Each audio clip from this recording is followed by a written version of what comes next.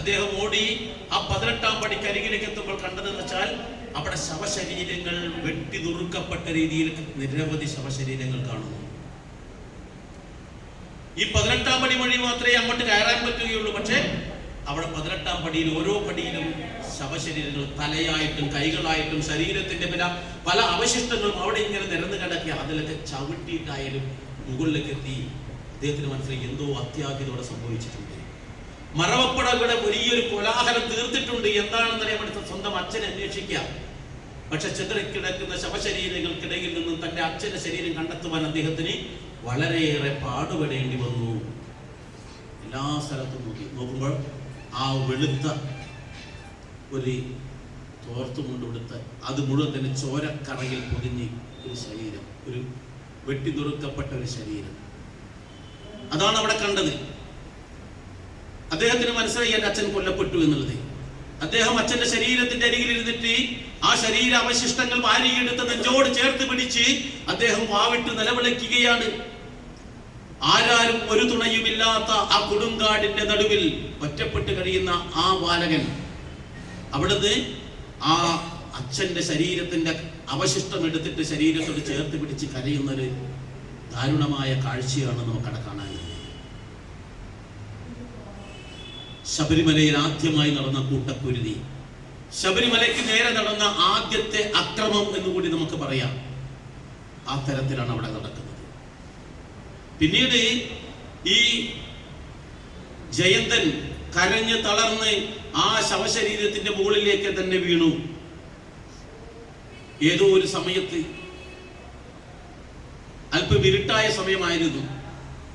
ആ തളർന്ന് അവിടെ കിടക്കുന്ന ആ ജയന്തന്റെ അരികിലേക്ക് 2-3 ആൾക്കാര് നടന്നു വരികയാണ്. അവർ സാവധാനം ഈ ബാലകന്റെ അരികിലെത്തി മെല്ലെ അവരെ പിടിച്ചു. അവരെ തോളിലേക്ക് തൊട്ടു, ഒന്ന് കുലുക്കി. അവൻ തിരിഞ്ഞു നോക്കുമ്പോൾ തന്റെ അച്ഛനും തനിക്കും രക്ഷകരായിട്ട് പന്തളം കൊട്ടാരത്തിൽ നിന്നും അയച്ചിട്ടുള്ള 4 അംഗരക്ഷകര്. അവർ കരഞ്ഞുകൊണ്ട് പറയാ, ഞങ്ങളോട് പൊറുക്കണം. കാരണം ആ കാടിറങ്ങി വന്ന കാട്ടാനക്കൂട്ടങ്ങളെ പോലെയുള്ള ആ ദുഷ്ടന്മാർ ഇങ്ങോട്ട് ഇരിച്ചെത്തുമ്പോൾ തന്നെ ഞങ്ങൾ രക്ഷപ്പെട്ടു. കാരണം എൻ്റെ വീട്ടിലുണ്ട് ഭാര്യയും മക്കളും ഒക്കെ. അവർക്ക് മുന്നിൽ പിടിച്ചു നിൽക്കാൻ ഞങ്ങൾക്ക് കഴിയില്ല എന്നുള്ള ബോധമുണ്ട്. 1, 2, 10 അല്ല വന്നത്, 100 കണക്കിന് ആളുകളാണ്. അവിടെ തന്ത്രപൂർവ്വം ഞങ്ങൾ രക്ഷപ്പെട്ടു. ഇല്ല എങ്കിൽ ഞങ്ങളെയും ഇതുപോലെ കൊത്തി അരിഞ്ഞ് ഇവിടെ ഇട്ടിട്ടുണ്ടാകുമായിരുന്നു. അപ്പോൾ അതുകൊണ്ടാണ് ഞാൻ ഇതിന് കുതിർന്ന് ഞങ്ങൾ രക്ഷപ്പെട്ടത്. പക്ഷെ ഒരു കാര്യം ഉറപ്പാണ് കുമാര, നിന്റെ അച്ഛൻ ധീരനായിരുന്നു. ശത്രുക്കൾക്ക് മുന്നിൽ അവരുടെ ആക്രമം നടത്തുമ്പോൾ അവരുടെ വാളുകൾക്ക് മുന്നിൽ പതറാതെ മനസ്സുമായിട്ട് അവരെ ഓരോ ആൾക്കാരും വെട്ടിയരിഞ്ഞ് താഴെ ഇട്ടിട്ടാണ് അവസാന തുള്ളി രക്തവും നിലത്ത് പതിക്കുമ്പോൾ പോലും ഓരോ ശത്രുവിനെയും വെട്ടിനുറുക്കാനുള്ള മനക്കരുത്ത് അദ്ദേഹത്തിനുണ്ടായിരുന്നു. അദ്ദേഹം ധീരനാണ് കുമാര. ഇത് ഭാരതത്തിലുള്ള സനാതനധർമ്മ വിശ്വാസികളുടെ തന്നെ ഏറ്റവും പ്രധാനമായിട്ടൊരു കാര്യമായിരുന്നു. പണ്ട് കാലങ്ങളിൽ ഇങ്ങനെ ഉണ്ടായിരുന്നു. അവർക്ക് ഇത്തരത്തിലുള്ള വീറും വാശിയും പോരാട്ട വീര്യവും ഒക്കെ നമുക്കുണ്ടായിരുന്നു, നമ്മുടെ പൂർവികർക്കുണ്ടായിരുന്നു. എന്നാൽ പിന്നീട് ഇവിടെ വന്ന ആൾക്കാർ നമ്മളെ ഒന്നിനും കൊള്ളാത്തവരാക്കി മാറ്റി. നമ്മള് പ്രതികരിക്കാൻ പറ്റാത്തൊരു വിഭാഗമാക്കി മാറ്റി. അതാണ് യാഥാർത്ഥ്യം. അതുകൊണ്ട് തന്നെ പല അവസരങ്ങളും നമ്മളിങ്ങനെ ചേതനയേറ്റതുപോലെ നിൽക്കേണ്ടതായി വരുന്നു. പണ്ട് ഭാരതത്തിൽ അക്രമകാരികൾ വന്നു കഴിഞ്ഞാൽ അവരെയൊക്കെ തന്നെ നിഷ്കരണം പരാജയപ്പെടുത്തി ഓടിക്കാൻ പറ്റുന്ന ധീരന്മാരായ ആൾക്കാരുടെ രാജ്യമായിരുന്നു. ഇന്ന് പിന്നീട് ഇടക്കാലത്ത് അവരൊക്കെ നമ്മളെ അടിമകളാക്കി വെച്ചു എന്ന് വേണം നമുക്കറിയാം. ഡച്ചുകാരായാലും പോർച്ചുഗീസുകാരായാലും ഫ്രഞ്ചുകാരായാലും ഇംഗ്ലീഷുകാരായാലും മുഗളന്മാരായാലും എന്തിനേറെ ടിപ്പു സുൽത്താൻ അടക്കമുള്ള ആൾക്കാരെ നമ്മളെ അടിമകളാക്കി, നമ്മളെ മതം മാറ്റി. നമ്മുടെ പൂർവികരെ അവരെ മതം മാറ്റി, അതിനുശേഷം അവരെ നമ്മുടെ ശത്രുക്കളാക്കി. നമ്മുടെ മതം മാറിപ്പോയവരുടെ പൂർവികരാ, അല്ലെങ്കിൽ ആ പൂർവികര് മതം മാറിപ്പോയി അവരുടെ മക്കളാണ് ഇന്ന് നമ്മൾക്കെതിരെ പോരാടുന്നത്. അവർക്ക് തിരിച്ചറിയാൻ കഴിയുന്നില്ല. അവരൊക്കെ ഒരു കാലത്ത് ഈ സനാതന ധർമ്മത്തിൽ ജനിച്ചവരുടെ പൂർവികരുടെ പിൻഗാമികളാണെന്ന് അവർക്ക് മനസ്സിലാക്കാൻ പറ്റാത്തത് കൊണ്ടാണ് അവരിപ്പോൾ നമ്മൾക്കെതിരെ പോരാടുന്നത്.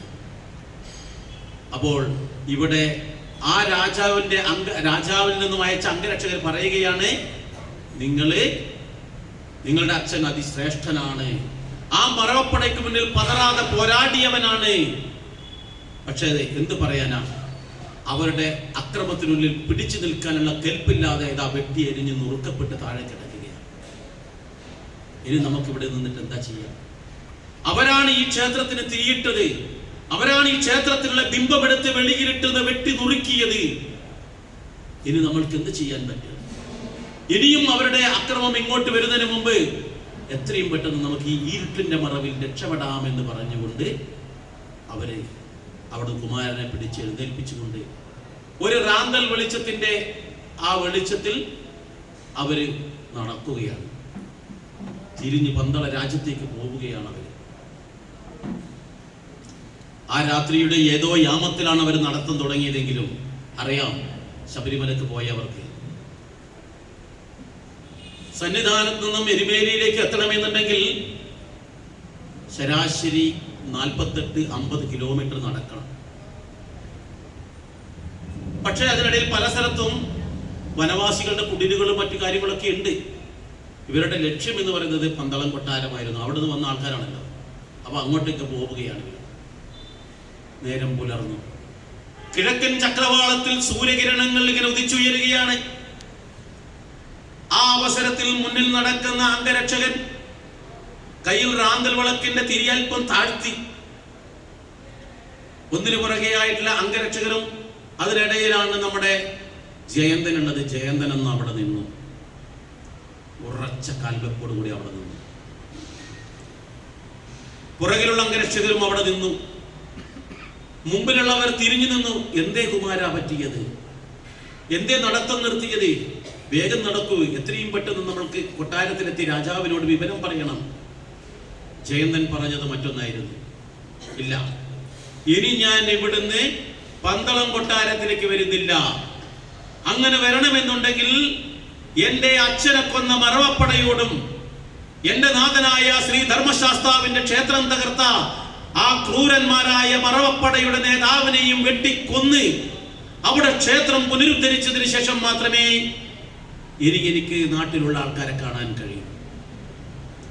ആ മറവപ്പടയെ പൂർണ്ണമായി നശിപ്പിക്കണം. അതിനുള്ള ദൗത്യം ഏറ്റെടുത്തതിന് ശേഷം മാത്രം മതി ഇനി രാജാവുമായിട്ടുള്ള ബന്ധം. ഈ കൂട്ടത്തിലുള്ള അംഗരക്ഷകർ പലതും പറഞ്ഞ് ഈ ജയന്തനെ പിന്തിരിപ്പിക്കാൻ വേണ്ടി ശ്രമിക്കുന്നുണ്ട്. പക്ഷെ ആ അവസരത്തിലൊന്നും തന്നെ ഈ ജയന്തൻ പിന്തിരിയുന്നില്ല എന്നുള്ളതാണ് യാഥാർത്ഥ്യം.